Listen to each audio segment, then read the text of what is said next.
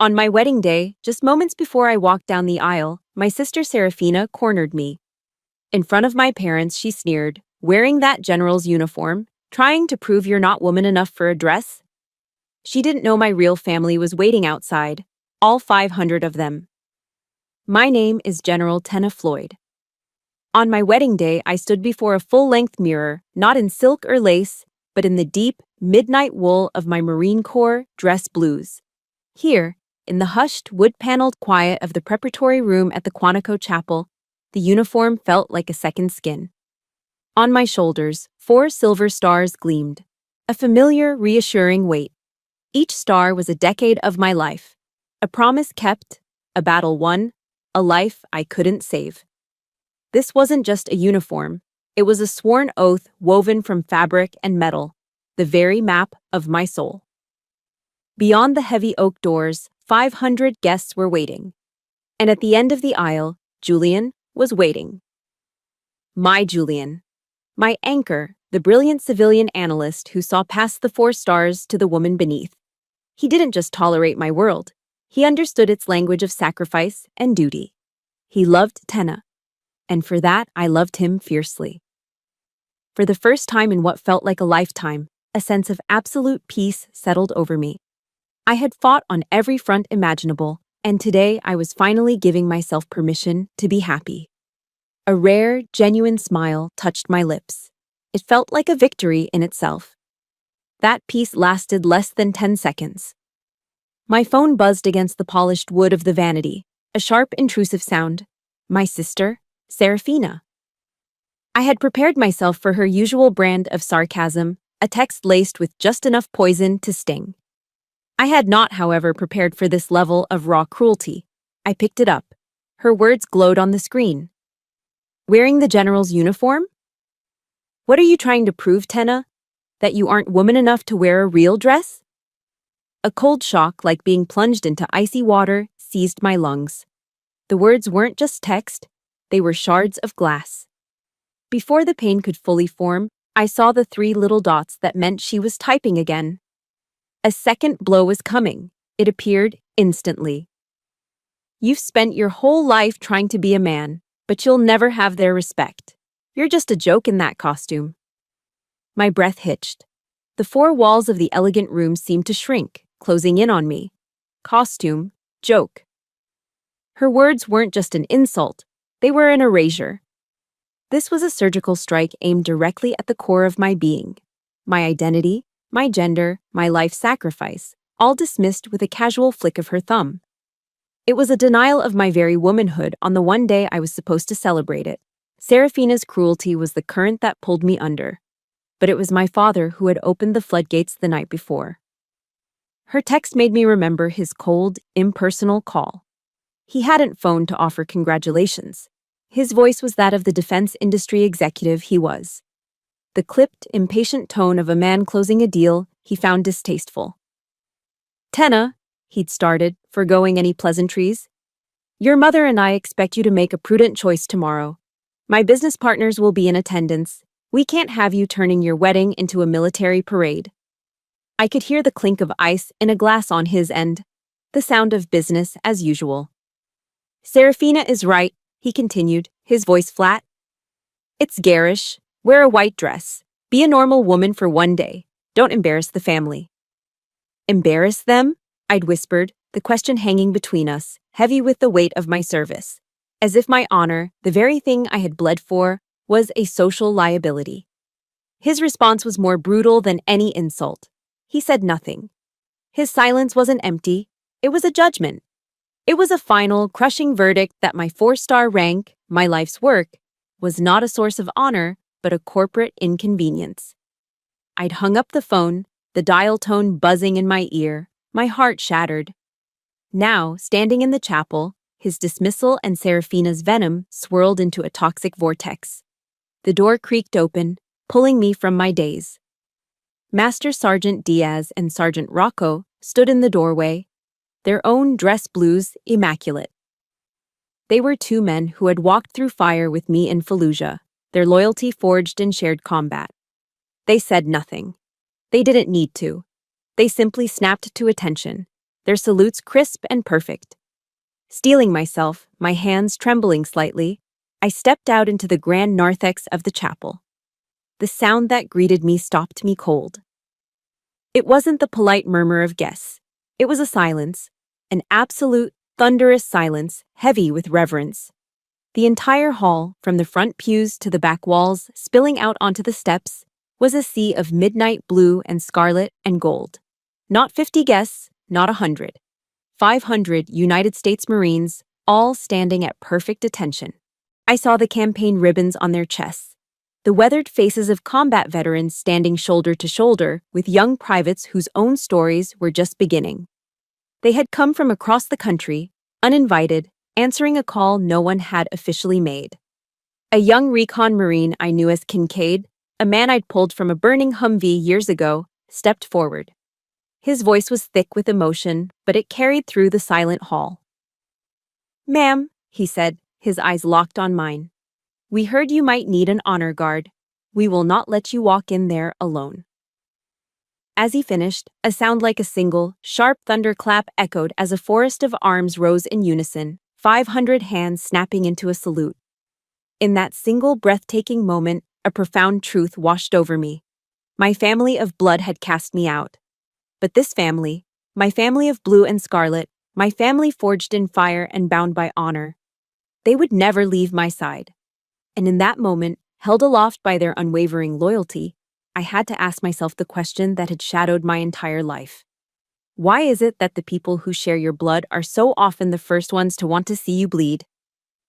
The question echoed in the silent chapel, a ghost that had haunted me my entire life. Why do the people who share your blood always seem to be the first to want to see you bleed? The answer wasn't simple. It wasn't a single act of betrayal, but a long, slow poisoning. A masterclass in psychological warfare taught by my own sister, Serafina. My first memory of her sabotage wasn't a fight. It was a smile. I was 7 years old, standing proudly by my project at the elementary school science fair in our small Pennsylvania town. I had spent 3 nights meticulously crafting a model of the solar system out of styrofoam, paint, and papier-mâché. It wasn't perfect. Jupiter was a bit lopsided and Saturn's rings were slightly askew. But it was mine. My teacher, Mrs. Davison, was praising my work, her kind words making my small chest puff out with pride. Serafina, who was 9, stood beside us, beaming with a smile so sweet it could have melted butter. The moment Mrs. Davison turned her back, Serafina tripped. Her arm swung out in a comically exaggerated stumble, and the full cup of orange soda she was holding arced through the air. It landed with a sickening splash right in the middle of my delicate papier-mâché universe. The planets dissolved into a sticky orange pulp. "Oh, Tenna, I'm so sorry," she cried, her eyes welling up with perfectly formed tears. "I'm such a klutz." My parents rushed over. They cooed over Serafina, stroking her hair. "It's okay, sweetie. It was an accident," my mother soothed. Then they turned to me, my face streaked with my own real tears as I stared at the wreckage. "Don't make your sister feel bad, Tenna," my father said, his voice firm. "It was an accident." I stood there, looking at my ruined work, and for the first time, I understood a devastating truth. An apology could be a weapon, and a smile could be a mask for cruelty. As we grew older, her methods became more refined, her artistry of destruction more subtle. At 16, her weapon of choice was the family Thanksgiving dinner. The entire extended family was gathered around the polished mahogany table, the air thick with the smell of turkey and my mother's sage stuffing. My father, in a rare moment of paternal interest, asked about my academic progress. I had just gotten my SAT scores back, and they were nearly perfect, a number that could open doors to any university in the country. Before I could even form a response, Serafina cut in, her voice dripping with false pride.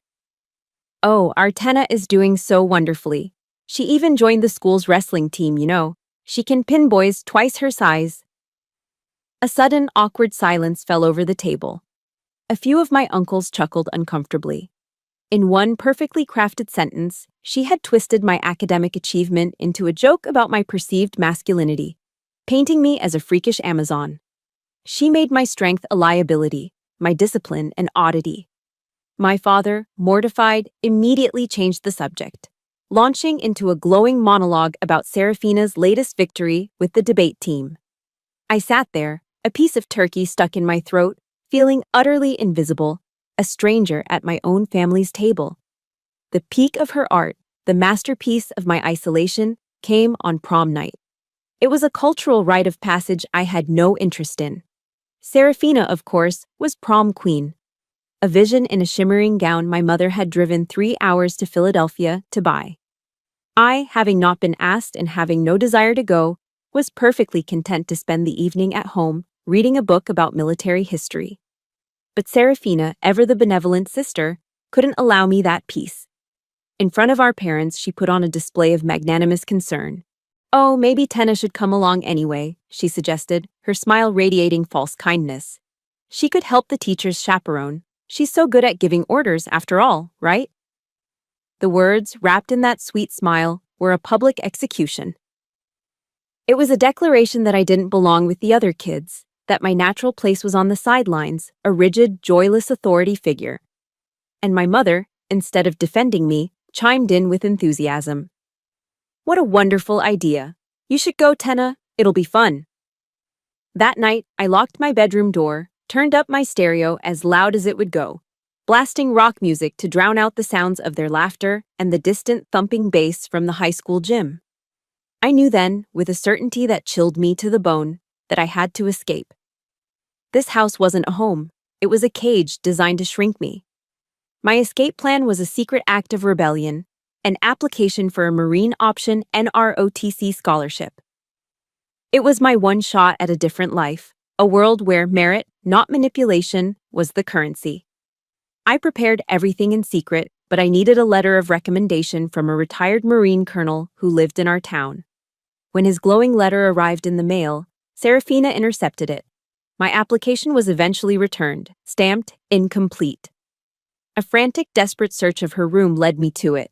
The letter, crumpled and stained with what looked like nail polish, hidden at the very bottom of her laundry hamper. When I confronted her, she didn't even have the decency to look up from the fresh coat of crimson she was painting on her nails. "I was just trying to help you," she said, her voice a calm, infuriating purr. "You're more fragile than you think. They would eat you alive in the Marines. You'll thank me for this one day." That breathtaking arrogance, that self-appointed right to dictate my future, didn't break me. It didn't crush my spirit. It ignited it. The years of quiet humiliation, of swallowed anger and silent tears, finally coalesced into a single, burning point of resolve. I wonder if anyone listening has ever felt that way. A moment when someone else's attempt to break you becomes the very thing that builds you up. Let me know in the comments if you've ever had a moment that changed everything. I smoothed out the wrinkled letter. I submitted my application again, and I swore to myself, with every fiber of my being, that this time I would not fail. I looked out my bedroom window, not at the familiar street, but at a distant horizon. If I couldn't earn respect in this house, maybe, just maybe, I could command it somewhere else. The words my sister had thrown at me like stones, "They will eat you alive," became the fuel for my fire. The oath of commissioning as a second lieutenant in the United States Marine Corps was a brief, triumphant moment, a formal severing of the life I'd left behind. But the reality of that new life at Camp Lejeune, North Carolina, was a sharp slap in the face. The thick, humid coastal air clung to everything, smelling perpetually of pine needles and salt marsh. The mornings began before dawn with the harsh, guttural shouts of gunnery sergeants, and every day was lived under the weight of scrutinizing, dismissive eyes. As one of a handful of female officers on base, I wasn't just a rarity. I was an anomaly. A question mark in their rigid, masculine world. In the mess hall, surrounded by the clatter of trays and loud conversation, I'd catch the whispers floating over from other tables. Must be a diversity quota higher.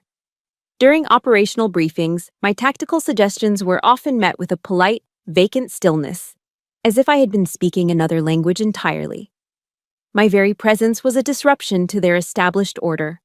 They gave me a nickname, One I never heard to my face but felt in their sideways glances and the sudden silence when I entered a room. The Ice Princess. It was because I didn't join in their crude locker room jokes, because I maintained a professional silence instead of forced camaraderie. I ate alone, I studied alone, I ran alone.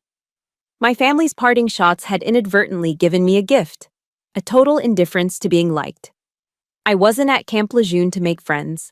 I was there to command their respect, and I knew I couldn't win it in the gym. I couldn't outbench press them, couldn't beat them in a brawl.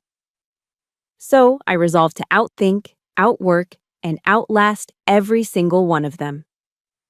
My battle wasn't one of muscle. It was a quiet, relentless war fought with numbers, strategy, and sheer, stubborn persistence. I was the first officer to arrive at the battalion offices each morning, the smell of stale coffee my only welcome, and the last one to leave, long after the Carolina moon had risen. While the other lieutenants were blowing off steam at the bars in Jacksonville, I was in the base's combat simulation center, running tactical scenarios over and over until the digital battlefield felt more real than my own Spartan barracks room. My tactical reports were flawless, my logistical plans airtight, every detail cross-referenced and verified. I learned to field strip my M16A4 service rifle in complete darkness, my fingers moving with a blind, mechanical certainty, until the weapon felt less like a tool and more like an extension of my own arm. I didn't waste energy on words. I didn't argue or explain. I let the results of my work scream for me. The true test, the trial by fire, came during a grueling 3-day land navigation course set deep within the swampy, unforgiving forests of coastal North Carolina. It was a rite of passage, designed to break you down and see if you could find your way back. My nemesis was a fellow lieutenant named Decker, a swaggering, smug officer who seemed to take my existence as a personal insult. On the first morning, as we were issued our gear, Decker, with a sly grin, accidentally swapped my map with a faulty one and handed me a compass he'd tampered with, its needle subtly but critically misaligned. His plan was transparent. He wanted to see me fail spectacularly. He wanted me lost, alone, and forced to radio for a humiliating rescue. I didn't realize I'd been sabotaged until dusk on the first day. The setting sun cast long, deceptive shadows through the dense pine trees, and the coordinates on my map refused to align with the terrain. A cold knot of fear tightened in my stomach as the sky bruised from orange to purple and the first drops of a cold rain began to fall. Panic, cold and sharp, rose in my throat, but it was immediately consumed by a white-hot surge of anger. I was alone, in the dark, with no map and no compass. But I wasn't helpless. Serafina had tried to sabotage my future by hiding a letter.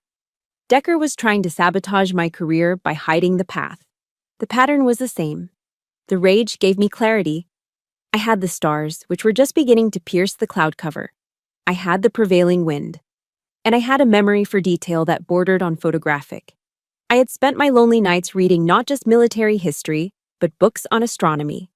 I found the North Star. I oriented myself, and I began to walk, pushing through tangled undergrowth and wading through knee-deep, murky water, the thorns of saw palmettos tearing at my fatigues and my skin. On the morning of the third day, as Decker and his cronies were solemnly reporting me as officially lost to the supervising officer, I emerged from the tree line. My uniform was shredded, my face was smeared with mud and scratched, but my back was ramrod straight.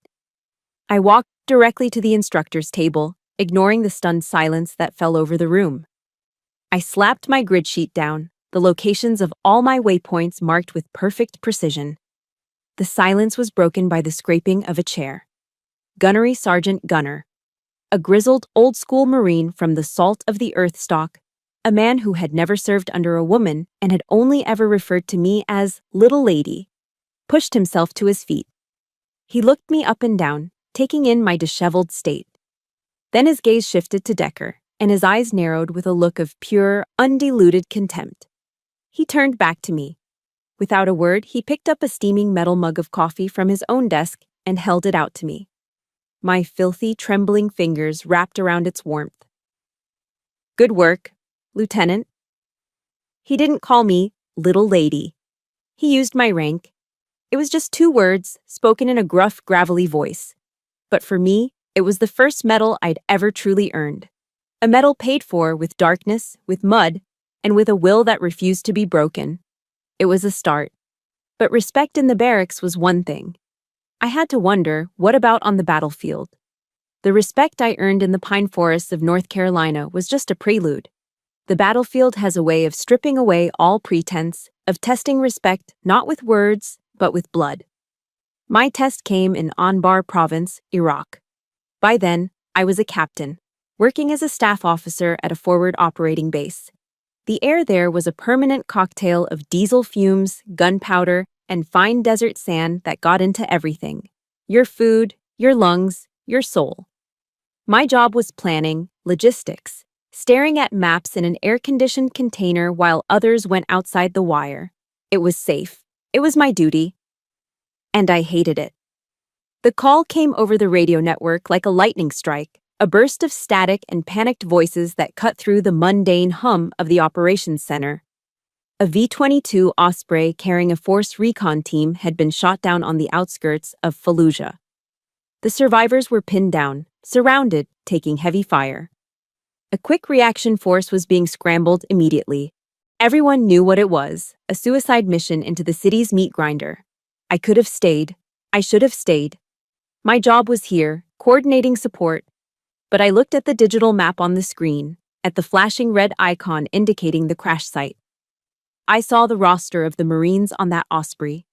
I knew their names. I had planned their mission. I had sent them there. A cold, heavy sense of responsibility washed over me. It wasn't guilt, it was ownership. I grabbed my rifle, slapped on my helmet, and ran out into the blinding Iraqi sun. I jumped onto the last Humvee in the rescue convoy, ignoring the shocked look on the face of the platoon commander. There was no time to argue. We plunged into the city. Fallujah wasn't a city, it was a maze of death. Narrow, dusty alleyways turned into kill zones without warning. The air filled with the constant, high-pitched buzz of bullets, like a swarm of angry hornets. The crack of sniper fire echoed off the concrete buildings, making it impossible to tell where it was coming from. Then, the lead Humvee in our column was hit by an RPG. The world erupted in a deafening roar of fire and shrapnel. The convoy ground to a halt, a sitting duck in the middle of the street. Panic began to ripple through our radio net. I could hear it in the clipped, frantic voices. I could hear the desperate calls from the pinned-down recon team.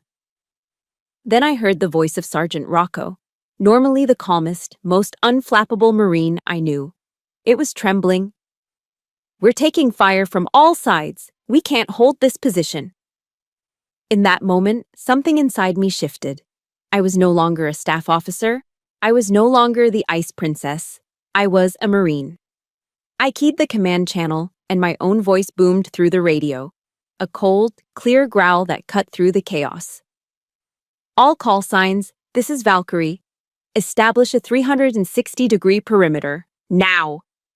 Gun trucks, suppressive fire on those second-story windows. Rocco, give me a sit rep on your casualties." My voice didn't betray a hint of the fear coiling in my own gut. That calculated calm, that assertion of control, pulled them back from the brink of chaos. It gave them a direction. Through the dust and smoke, I saw him. Master Sergeant Diaz, his leg bleeding badly, was trying to drag an unconscious Marine from the burning wreck of the lead Humvee. Enemy fire was converging on their position, kicking up plumes of dirt all around them. He was going to die there. There was no thought process, no weighing of options. A line from a Sunday school lesson my mother used to read aloud flashed through my mind. "Greater love has no one than this, to lay down one's life for one's friends." I was out of the Humvee and sprinting before I even registered the decision. The ground around me erupted as bullets stitched a path toward me. A piece of shrapnel, hot and angry, slammed into my shoulder. The force of it nearly knocked me off my feet, and a searing pain shot down my arm.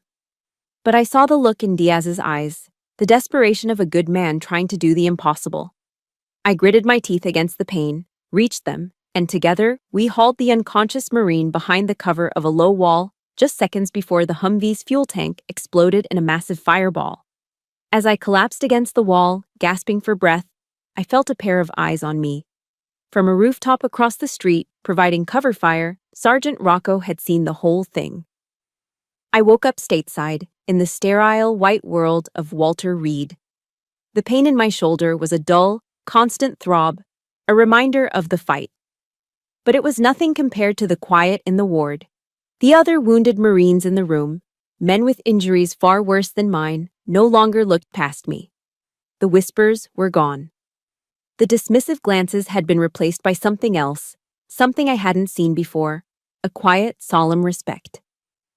A few days later, Sergeant Rocco, a fresh scar tracing a line across his cheek, walked into my room. He didn't say much. He just placed a cold can of Coke on my bedside table, the red and white of the can a stark contrast to the drab hospital sheets. "Thanks, ma'am," he said, the word ma'am sounding different than it ever had before. It wasn't just a formal address. It was an acknowledgement. Later, I started hearing it. A new name, spoken in hushed but appreciative tones by the nurses, by other Marines who came to visit. It wasn't Ice Princess. They called me Ironclad. Ironclad. A name born of fire and smoke and a split-second decision in a dusty street in Fallujah. That name, given to me by the men I had fought alongside, became my true identity. It was more precious than any medal, more valuable than any star on my shoulder. It was a name I had truly earned. The weeks I spent at Walter Reed National Military Medical Center were a strange paradox of pain and peace. My shoulder ached with a deep, grinding throb, a constant reminder of the shrapnel still embedded near the bone. But for the first time in months, I slept in a real bed, under clean sheets, without the fear of a mortar attack waking me. The sterile, quiet halls of the hospital became a sanctuary. The other Marines in the ward, men carrying scars far more grievous than my own, no longer looked through me. The ranks and formalities dissolved, replaced by a shared, unspoken understanding. We were a brotherhood of the broken, sharing silent nods over morning coffee, trading stories of physical therapy nightmares, and finding comfort in the quiet company of those who knew the cost of war without needing to say a word. Master Sergeant Diaz and Sergeant Rocco visited almost every day, smuggling in real coffee to replace the hospital's bland brew and bringing news from our unit. In that sterile space, surrounded by my chosen family, I felt a sense of belonging I had never known in my own home. I was naive. I let myself believe that perhaps the hardest war, the one against my own family, had been left behind in the dusty alleys of Fallujah. That fragile peace was shattered on a Tuesday afternoon. A nurse, trying to bring some cheer to the common room, switched on the television to a major news network. And there she was. My sister, Serafini, was on screen, interviewed in prime time. She sat poised and elegant in a designer dress, her face a mask of thoughtful concern as she spoke to a famous host about the burdens of war and the hidden strength of women in conflict. Then, a massive, full-screen graphic appeared behind her. It was a photo of me, taken in the immediate aftermath of the firefight.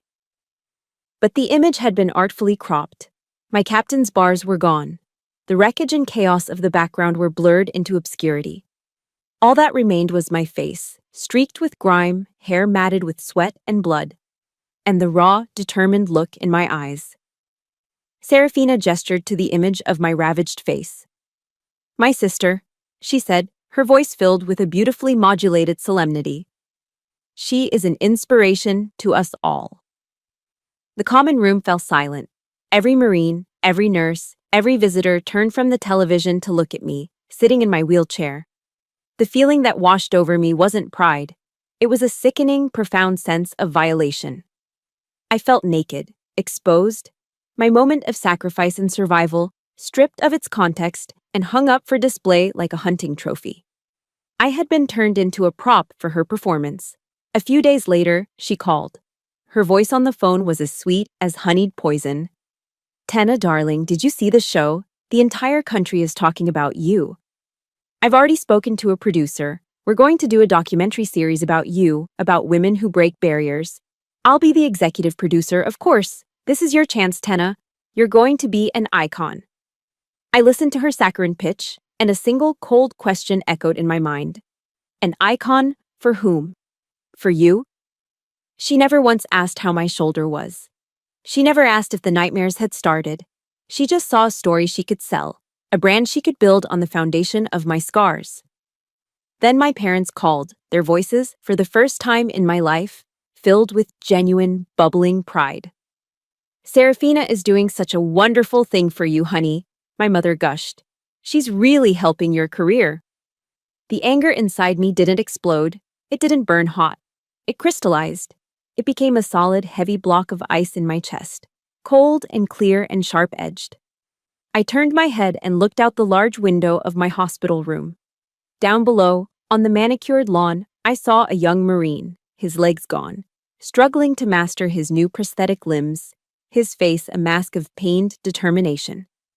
I saw another being pushed in a wheelchair by his wife, his eyes vacant and staring.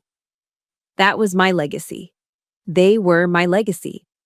Not some glossy, sanitized television show produced by my sister. I picked up the phone and called her back. "There she is, my little star." Serafina answered, her voice bright and cheerful, the voice of a predator who knows the trap has been sprung. I took a deep, steadying breath, the sterile hospital air filling my lungs. "Serafina," I said, my voice low and devoid of all emotion. "Listen to me very carefully. My story, my scars, and the lives of the men I serve with are not commodities for you to market." I paused, letting the silence stretch, making sure I had her full, undivided attention. "Do not ever use my image again." I hung up before she could utter a single word of protest. Then, with methodical precision, I opened my contacts list. I found her name and blocked the number. I found my father's name and did the same. Then, my mother's. The silence that followed in the room was absolute. In that profound quiet, surrounded by the quiet dignity of real sacrifice, I made a decision. My legacy would not be written by her. I would build my own. A real one. When I walked out of the sterile white halls of Walter Reed, I didn't return to my career as a celebrated war hero. I returned with a new, unwritten mission, one forged in the fire of my family's betrayal. The words of my fiancé, Julian, had become my new compass. A quiet directive that cut through the noise of my anger. "Don't just react to her, Tenna," he'd said, his voice calm and steady. "Build something she can never touch." So I did. Instead of accepting a prestigious and comfortable staff position at the Pentagon, the expected reward for my service in Iraq, I made a request that baffled my superiors. I asked for a transfer to a quiet, overlooked corner of the military's sprawling bureaucracy, the Veterans Support Division. My colleagues thought I was insane. It was seen as a career dead end, a voluntary step off the fast track to further promotion. But it was there, in a cramped, poorly lit office amidst gray filing cabinets and stacks of dusty paperwork, that I laid the first brick of what I privately called Project Aegis. The name was a promise, taken from the mythical shield of the gods, a symbol of divine protection for those left vulnerable. It wasn't a glamorous project. It began not with a formal announcement or a press conference, but with small, unseen, and relentless actions. I spent my days making phone calls, setting up coffee meetings in cheap diners with recently discharged Marines, and, most importantly, I just listened. I learned that the war doesn't truly end when a soldier steps off the plane. For so many, a new, quieter, and far more insidious war was just beginning inside their own minds. Using my own savings, the considerable back pay I'd accumulated while deployed, I hired a few dedicated civilian therapists who understood the culture. Together, we set up a discreet, 24/7 hotline, a completely confidential lifeline that operated outside the military's slow, impersonal, and often judgmental official channels. It was a small shield, but it was a start. It was through this fledgling network that I met Corporal Evans. We met in a dingy diner on the outskirts of D.C., the kind of place with cracked red vinyl booths and coffee that tasted like it had been sitting on the burner for hours. In Afghanistan, Evans had been an elite sniper, a man whose hands were so preternaturally steady he could thread a needle from 1,000 yards. Now, as he sat across from me, his hands trembled so violently he could barely lift his coffee cup to his lips without spilling the dark liquid onto the table. He told me about the nights, the endless, suffocating, sleepless nights where he would lie in the dark, staring at the ceiling, the faces of men he'd killed replaying in his mind's eye like a horrific, looping film reel. He told me about the sudden, crippling panic attacks that would seize him in the grocery store, the overwhelming certainty that an IED was hidden in the cereal aisle. The official military system had processed him. They'd given him a handful of sleeping pills and a glossy, useless pamphlet on readjusting to civilian life. They had treated the deep, gaping wounds in his soul as if they were a minor administrative inconvenience. I spoke with him for hours, not as a general to a corporal, but as one survivor to another. I didn't offer platitudes or easy answers. I simply listened.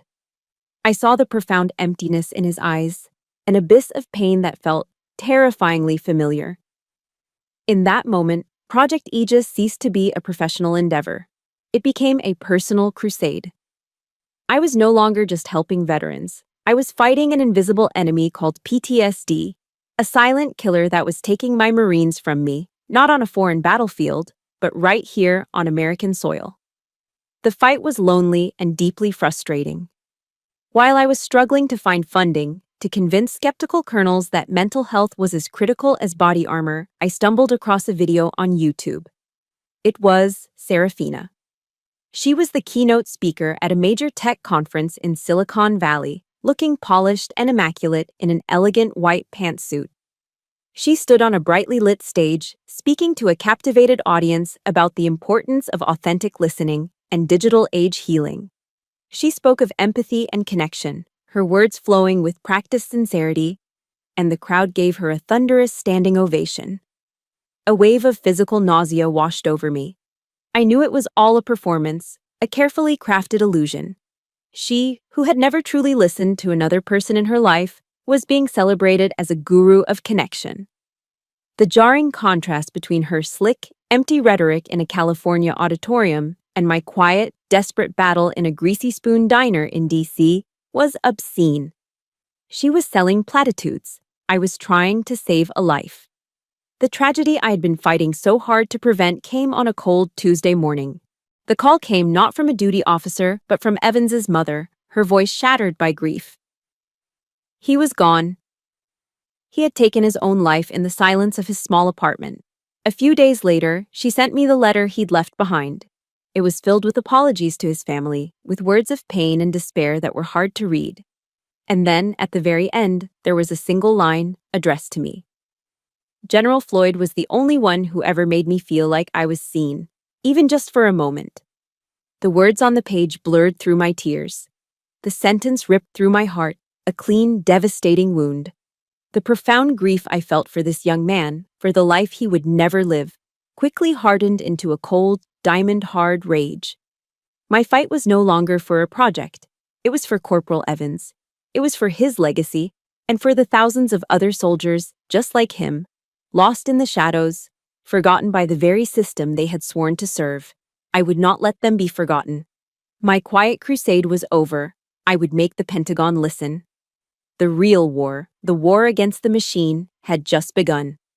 The war for Corporal Evans' legacy, the war to get Project Aegis formally recognized and funded, was entirely different from any battle I had fought before.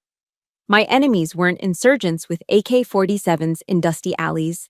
They were well-fed generals with stars on their shoulders, powerful politicians on congressional committees, and the vast, soul-crushing bureaucracy of the Pentagon itself.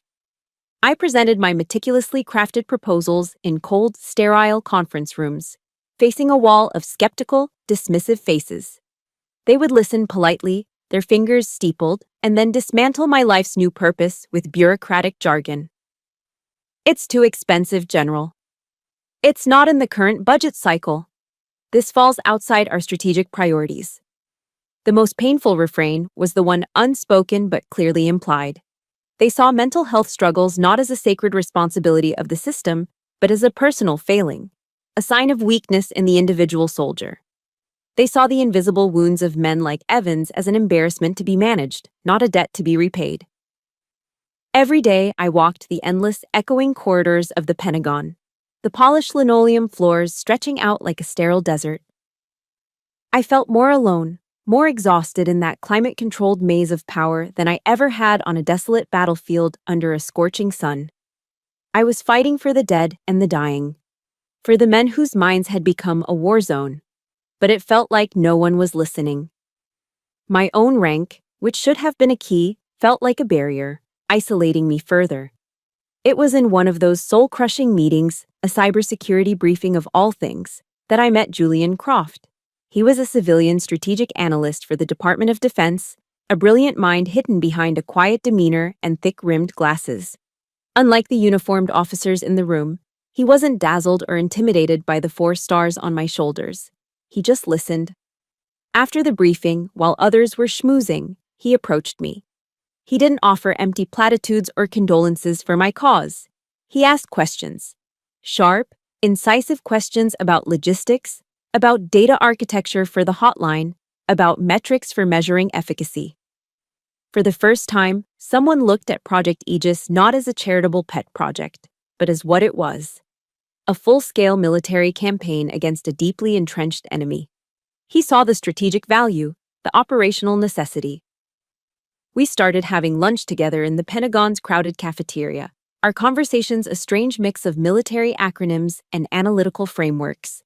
But beneath the technical jargon, a deeper connection was forming, a mutual respect between 2 minds that saw the world in similar, structured ways. Julian became my sanctuary, my secure rear echelon base in a protracted war. He was the one I could vent to after another soul-destroying meeting, the one who would listen to my frustrations without judgment. He didn't just offer comfort, he offered strategy. He would take my arguments, help me refine them, find the logical fallacies in my opponent's reasoning, and hand me back my own ideas, sharper and stronger than before. One evening, I was slumped on the sofa in my small Arlington apartment, utterly defeated after a particularly brutal day. He didn't say a word. He just sat down beside me, handed me a mug of hot tea, and said quietly, "Attrition warfare is a valid strategy, General. Just keep showing up. They'll break before you do." Our love didn't blossom from flowers or fancy dinners. It was built in the trenches of shared battles, forged in the fires of intellectual respect. He proposed to me one Tuesday night in the most wonderfully unceremonious way imaginable. We were in our kitchen, making pasta together, the air filled with the smell of garlic and basil. He paused, a wooden spoon in his hand, and looked at me with that calm, steady gaze I'd come to rely on. "Should we make this official?" he asked, as if suggesting we buy a new piece of furniture. It was the most romantic thing I had ever heard. I said yes without a single moment of hesitation. When the news of our engagement was announced, Serafina launched her next, most public attack. It was more cruel than any private text message because it was designed for an audience. She posted on her public Twitter feed. The picture was a slick, provocative image, a pair of muddy, worn-out combat boots placed right next to a pristine, elegant slice of wedding cake. Her caption dripped with venom, disguised as wit. "When you marry the man or the military. Congrats to my commanding little sister on her engagement." She finished the post with a label, a cruel, searchable term meant to define me and invite public ridicule: commanding bride. The phrase and the post went viral. It was picked up by gossip blogs and right-wing commentators, spawning a wave of mockery about the dictator bride, the G.I. Jane wedding. Memes appeared. My private joy was twisted into a public spectacle, a caricature of an aggressive, unfeminine woman who couldn't separate her job from her life. I stared at my phone, a cold, sickening rage making my hands tremble. She had taken my happiness, the one pure and simple thing I'd built for myself, and turned it into a weapon against me for public amusement. The humiliation was overwhelming. But as I sat there, reeling from the blow, I remembered Julian's words. I remembered the faces of the men in my unit, and I realized something profound. This time, I wasn't alone. Serafina's tweet ignited a firestorm, just as she'd intended. But the fire didn't burn me. It forged an army at my back. For a few agonizing hours, the mockery she had curated with her cruel, commanding bride label festered online. a digital stain I felt personally. But then something incredible, something powerful, began to happen. A counter-offensive, launched not from a command center, but from the living rooms, offices, and hearts of the American military community. Military spouses, grizzled veterans, and active duty soldiers I had never met took her label and claimed it as their own. They turned her insult into a rallying cry. The hashtag General Bride started trending on Twitter, followed by Botsi Dress Blue Wedding and Ironclad's Honor. Photos flooded social media. Women in uniform on their wedding days, their faces beaming with pride. Men standing proudly by their servicewomen partners, their salutes sharp and respectful. My official Pentagon email was inundated with hundreds of messages, not just from Marines I knew, but from soldiers, sailors, and airmen from every corner of the country, all with the same unwavering message: we stand with you. They offered to fly in on their own dime to stand guard at my wedding. The uniform, the very symbol Serafina had tried to weaponize as a mark of shame, had become my flag, a banner under which all the respect I had bled for was now gathering into an undeniable force. My only public response to the storm was a single, defiant act of quiet dignity. I posted a clean, simple photo of my dress blue uniform, hung and ready, on my private Instagram account. The caption was 7 carefully chosen words. This is what honor looks like. The day of my wedding arrived, a crisp, brilliant autumn day in Virginia. The historic chapel at Quantico was packed to the rafters, not with my father's business partners or Serafina's media friends, but with a tidal wave of uniformed service members. It wasn't 50, it was 500. 500 men and women in their immaculate dress uniforms, a breathtaking sea of midnight blue and scarlet and gold. They filled every pew, stood shoulder to shoulder in the aisles, and spilled out into the narthex, their presence a silent, powerful testament. They had come on their own, no invitations required. From my hiding place in the preparatory room, I peeked through a crack in the door. I saw my parents and Serafina in the front pew, the space reserved for family. They looked small, fragile, and utterly out of place, 3 drab sparrows lost in a magnificent forest of eagles.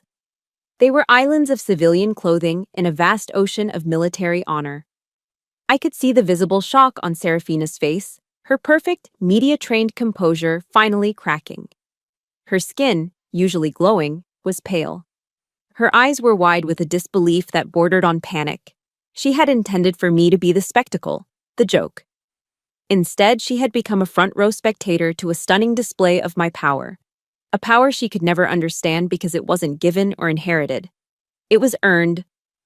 I stood behind the massive oak doors, my heart hammering against my ribs, not with fear, but with a profound, surging anticipation. This was no longer just a wedding. It was a declaration. When the moment came, the chapel doors swung open. But there was no gentle swelling melody from the pipe organ. Instead, the air was split by a sound far more sacred to my ears.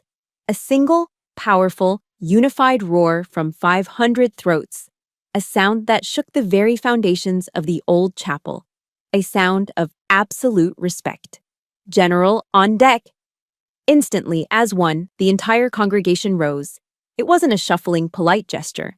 It was a single, fluid movement. A forest of bodies snapping to the position of attention. 500 hands raised in a crisp, simultaneous salute, held in a silence so absolute, so heavy with reverence, it was deafening. It was the sound of loyalty. It was the sound of family. I began my walk down the aisle. My path was a narrow channel carved through this sea of honor. These were the men and women I had led, the faces I had seen in the deserts of Iraq and the mountains of Afghanistan. Their eyes as I passed held no idle curiosity. They held allegiance, they held respect, they held a fierce, protective love. I kept my gaze fixed forward on the calm, smiling face of Julian, my partner, my equal, my safe harbor. I did not spare a single glance for my blood family. In that moment, surrounded by my true family, they had ceased to matter. Our vows were as unique as our partnership. In the quiet of the chapel, we didn't promise riches or obedience. We promised to be each other's forward operating base in times of conflict and each other's secure rear echelon in times of peace. We swore an oath to be partners in every campaign life would throw at us. When the chaplain pronounced us husband and wife, the applause was thunderous. As we turned to walk out, a new honor awaited. An arch of sabers had been formed, but it wasn't the traditional six-man detail. Dozens of officers stood in two long lines, their polished sabers raised to form a glittering tunnel of steel that stretched from the chapel doors far out into the bright Virginia sun. Walking through that archway of honor, hand in hand with Julian, the sounds of celebration ringing in my ears, my eyes scanned the crowd. I caught a glimpse of Serafina. She was standing near the back, no longer in the family pew, but on the periphery, an outsider looking in. She wasn't clapping. Her hands were clenched at her sides, her face a pale, frozen mask of defeat. Our eyes met for a fraction of a second. Then, like a ghost fading in the daylight, she turned and simply vanished into the dispersing crowd. She had lost. She hadn't been defeated by a single word of mine. She had been defeated by the truth of my life, a life she could never diminish, and a family she could never touch. Our wedding reception wasn't held in a fancy hotel ballroom with crystal chandeliers. It was held in a cavernous aircraft hangar on the base, the only place large enough to contain my real family. There were no elegant round tables with floral centerpieces. Instead, long, simple folding tables were lined up in rows, and coolers filled with ice and beer were stationed every few yards. The air was loud, not with a string quartet, but with booming laughter, with war stories being retold, with the vibrant, chaotic energy of people who had lived life at its most extreme. Marines came up to me and Julian all evening, but not for formal congratulations. They came to share a piece of their lives with me. Master Sergeant Diaz, the man I'd pulled from the burning Humvee, grasped my hand in both of his grip firm. "Thank you for being at my wife's funeral last year, ma'am," he said, his voice thick. "You flew halfway around the world. I'll never forget that." A young female pilot, no older than 25, told me that my story was the reason she had found the courage to join the Marine Corps aviation program. This wasn't a wedding reception. It was a living testament to my true legacy, one built not on grand titles, but on 1,000 small, unseen acts of leadership and loyalty. Later that night, long after the last beer had been drunk and the hangar had fallen silent, Julian and I were in our hotel suite. The adrenaline of the day had faded, and in its place, I didn't feel the triumphant thrill of victory I'd expected. Instead, I felt a strange, hollow emptiness. The lifelong war with Serafina was finally over, and its conclusion had left a profound silence in my soul, like the ringing in your ears after a loud explosion ceases. It was the quiet of an empty battlefield. Julian, of course, saw it immediately. He came and sat beside me on the edge of the bed, not saying anything, just taking my hand in his. His presence was a silent anchor in the swirling sea of my emotions. "I feel empty," I admitted, the words barely a whisper. He nodded, his gaze full of understanding. "Every war has an aftermath, Tenna," he said softly. "You've been conditioned to fight for so long. Now, you have to learn how to live in the peace you've won." His words were simple, but they cut to the heart of it. I had won. But victory had also come with a loss. The loss of a sister, even a toxic one. The final, definitive death of a hope I hadn't even realized I was still clinging to. A quiet, aching sadness settled over me, not for the woman Serafina was, but for the little girl inside me who had once, a long time ago, desperately wanted a real sister to share her secrets with. My parents had slipped away right after the ceremony, without so much as a goodbye. Their departure was less of a surprise and more of a quiet confirmation of what I already knew. The next morning, I sat alone by the window, watching the calm gray waters of the Potomac River flow steadily toward the sea. I took out my phone and opened my contacts list. I scrolled to their names, father and mother. I had kept their numbers for years, through every deployment, through every silent holiday, holding onto a microscopic sliver of hope that one day they might call just to say they were proud. But that day would never come. Their actions at my wedding were the final proof. I took a deep breath, a long, slow exhale that felt like I was releasing decades of pent-up waiting. Then, I performed a small symbolic ritual of liberation. I deleted their numbers. There was no anger, no hatred, just a quiet, serene acceptance. It was time to stop waiting for something that would never arrive. It was time to write the final chapters of my story, untethered from their approval. Just as I pressed delete on my mother's contact, an email notification pinged on my screen. My heart clenched. The subject line was a single, jarring word. Serafina. I braced myself for another attack, another volley of vitriol. My thumb hovered over the delete button, but a morbid curiosity made me open it. The email was not what I expected. There was no sarcasm, no manipulation. It was short, cold, and shockingly honest. It read, "Yesterday, Father told me I embarrassed him. For the first time in my life, I saw that he was wrong. They didn't stand up for the stars on your shoulders, Tenna. They stood up because you stood up for them. We don't salute blood. We salute truth." That was it. It wasn't an apology. It was a concession. It was a truce declared on the battlefield of our lifelong war. It wasn't an act of love, but it was, in its own strange way, an act of respect. For the first time, Serafina had seen me, not through the distorted lens of her own jealousy, but for what I actually was. She had seen the truth. And that, in the quiet of my hotel room, with the river flowing endlessly outside, was the closure I never knew I needed. Years passed. The wars in Iraq and Afghanistan faded from the headlines, replaced by new conflicts and new challenges. I now stood in my office on the E-ring of the Pentagon, a place that had once been my personal battlefield of bureaucracy. From my window, I had a clear view of the Washington Monument, a stark, white needle piercing the sky. The office was no longer a place of struggle. It was my command center. Project Aegis was no longer a fledgling side project funded by my savings. It had become a fully institutionalized, multi-million-dollar program, a mandatory policy across all branches of the armed forces. It had saved thousands of lives, not with bullets, but with counseling, with compassion. With the simple, revolutionary act of seeing a warrior's invisible wounds and treating them with honor. I no longer had to fight for a seat at the table in these conference rooms.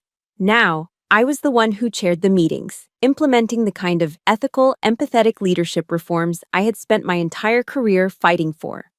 The work was still immense, the battles were still there, but they were now battles of my own choosing. I looked out at the monument, and for the first time, I felt a deep, unshakable peace. A peace not given to me, but built by my own hands. One spring afternoon, I was invited to be the guest speaker at the United States Naval Academy in Annapolis, Maryland. Standing before thousands of bright-eyed midshipmen, the future leaders of the Navy and Marine Corps, I didn't speak of tactics or strategy. I didn't recount tales of battle.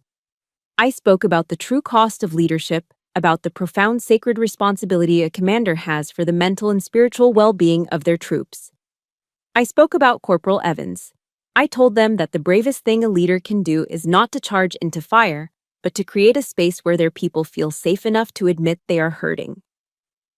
When I finished, the entire hall rose to their feet in a wave of applause that felt like a validation of my life's work. As my eyes scanned the vast audience, they landed on a familiar face in the guest section. It was Serafina. She was no longer the smug, perfectly polished media star. She looked older, her face softer, stripped of its usual armor of irony. She too was standing, and she was clapping. Our eyes met across the crowded hall for a long moment. No words were exchanged, none were needed. It wasn't forgiveness, it was something more honest. It was respect. A respect that had been paid for with a lifetime of pain and persistence.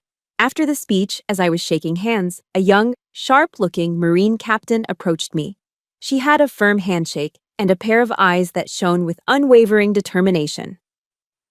"General Floyd," she said, her voice clear and steady. "My name is Captain Eva Rostova. My father is Master Sergeant Diaz." My heart seemed to stop for a beat. I remembered Diaz vividly. his desperate eyes in the smoke of Fallujah. He told me the story of the day you saved his life more times than I can count, she continued, a small smile playing on her lips. He said you were the definition of what a leader should be. When I was born, my mother gave me the middle name, Tenna, after you. She squared her shoulders, a gesture so familiar it made me ache. You, ma'am, are the reason I am standing here today. I looked at this brilliant, capable young officer, a woman ready to lead her own Marines, and I finally saw my legacy in its truest form. It wasn't the stars on my shoulders or the policies I had passed. It wasn't a name on a building or a footnote in a history book. It was standing right here in front of me, alive, breathing, and full of promise.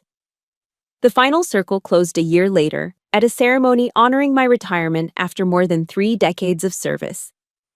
As the formal event wound down, a man I hadn't spoken to in years approached me through the crowd. He was older now, his back slightly stooped, the formidable presence I remembered softened by age. It was my father. Tenna, he said, his voice thick and trembling slightly. I was wrong. He looked down at his hands, then back up at me, his eyes filled with a lifetime of unspoken regret. I was so blind, so focused on the superficial things, on appearances, that I couldn't see the diamond right in front of me. He took a shaky breath. I am so proud of you.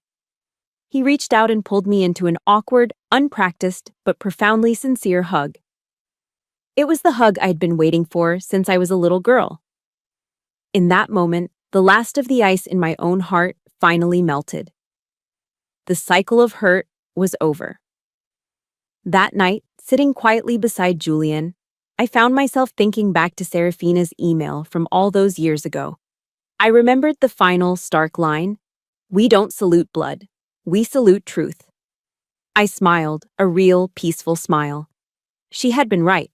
My life had been a long, brutal, and beautiful campaign to prove that very point. And I realized then that the sweetest revenge, the most profound victory, wasn't about winning at all. It was about truth. It was about forgiveness. And it was about the quiet, unshakable strength you find in standing tall in your own honor, showing others that they can do the same. My journey taught me one profound lesson. You are the sole author of your own honor. The voices from your past or your present that try to diminish you can be loud. But the truth of who you are, forged in your own fires, is always louder. This story is my truth. But I know I'm not alone in fighting these battles. So many of us have had to build our own chosen families and define our own success against the odds. If you believe in the power of stories that give strength to the resilient, I invite you to become part of our community here at Chosen Revenge. Please like this story if it touched you, and subscribe so you never miss another chapter in our shared journey. Thank you for listening.